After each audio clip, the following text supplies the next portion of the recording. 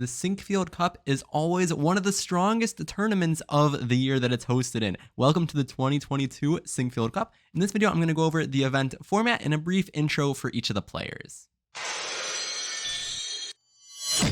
Here's the event's schedule. The action kicks off on September 2nd and goes all the way until September 11th. There will be one game per day starting at 1 p.m. local time, which is U.S. Central Time.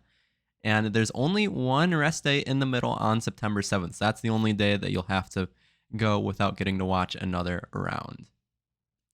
The event is hosted by the St. Louis Chess Club, which is now known as the chess capital of the USA.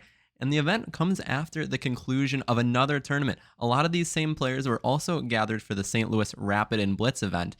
That was won by Firouzja in a dominant performance. So we'll see how these players can transition into the classical format. In addition to just fighting for the prize money and glory of this tournament, the Sinquefield Cup functions as the last leg in the Grand Chess Tour.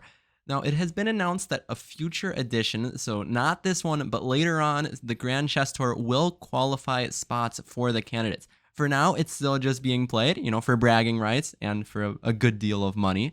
But you can see over here that it is an intensely close race. MVL is in first place, but Firouzja is 1 point behind after shooting up the standings with his incredible performance at the Rapid and Blitz. But you can see on the right, with 13 points up for grab in the event of a clear finish in first place. Otherwise, you kind of split the points if multiple people finish in the same spot. You can see with that many points up for grab, really almost anybody is still in contention for the winner of the Grand Chess Tour. These are the 10 players who make up the incredibly strong field. First off, we have Hans Niemann. What to say? Well, the chess speaks for itself. Okay, in all seriousness, Hans is coming in as a replacement for Rapport, who is unable to make it. Hans is one of the strongest juniors in the world. I think he's currently number 6 ranked junior, almost over 2,700, about 10 points away. And he's going to be looking to make a strong impression in his debut in a type of classical super tournament like this. He did just play the Crypto Cup, where he had an unfortunate performance, wasn't able to pick up a single match win, though he did get victories against pretty much everybody in the field, although he wasn't able to put it together in a match format. And clearly upset with this performance, Hans put on quite the show with some interviews that have become really the talk of the chess world, or maybe the not talk of the chess world, if you want to think about it that way, because the chess, again, it speaks for itself. Next, we have Dominguez. Last year, Dominguez finished in second place in a big tie, but he also had a pretty poor performance. He finished in last place in the Rapid and Blitz, so can he right the wrongs that occurred there? MVL has won the Sinquefield Cup twice before, in 2017 and just last year in 2021. No one has ever won the Sinquefield Cup twice in a row. Will he be the first to do so? Mammodyarov is next. He had quite the topsy-turvy ride in the Rapid and Blitz tournament. He started with half out of 4 with 3 losses in those first 4 games.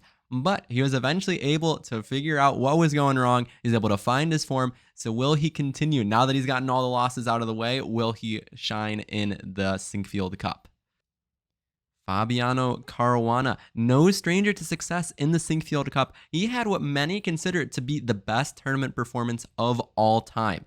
This occurred in the 2014 Sinquefield Cup, which had an average rating of 2802, the highest average rating of a tournament in history. And in that tournament, he started out with a 7-win streak. He went 7-0, drew the rest of his games to finish the tournament with the highest ever recorded performance rating of nearly 3,100. Will Fabi be able to make a repeat of that sort of success? That would truly be legendary.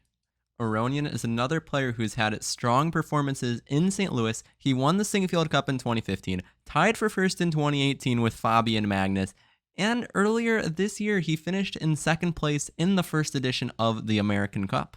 Wesley So won the 2016 Cup, and in the recent Olympiad, the American team had a pretty poor showing, but Wesley So did have the best performance of any of the players. So in a field like this with 5 American players, will Wesley So continue to show why he's the one who's in form? Got Firouzja, youngest ever, 2,800, came through with a dominant performance in the St. Louis Rapid and Blitz.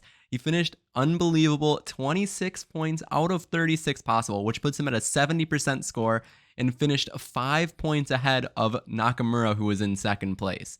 Will he be able to translate this success in the Rapid and Blitz portion into the classical event? Jan Nepomniachtchi finished first place 2 times in a row in the candidates with just dominant performances, especially in this year's candidates. Moreover, he just won the Chess.com Rapid Chess Championship, so he hopes to continue a powerful year.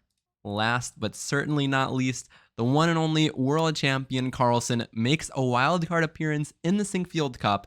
He just came off of a strong performance in the Crypto Cup where he managed to stave off the youngsters who were trying to come at him. He also won the Sinquefield Cup in its first edition 9 years ago and tied for first in the 2018 edition. All of these players will be going head-to-head. It's a single round robin, which means each player plays everyone else one time for a total of 9 rounds. It's the classical time control of 90 minutes for your first 40 moves. Then you get an extra 30 minutes, and you have 30-second increment from the start. So make sure you come back to the channel for recaps of the most exciting games.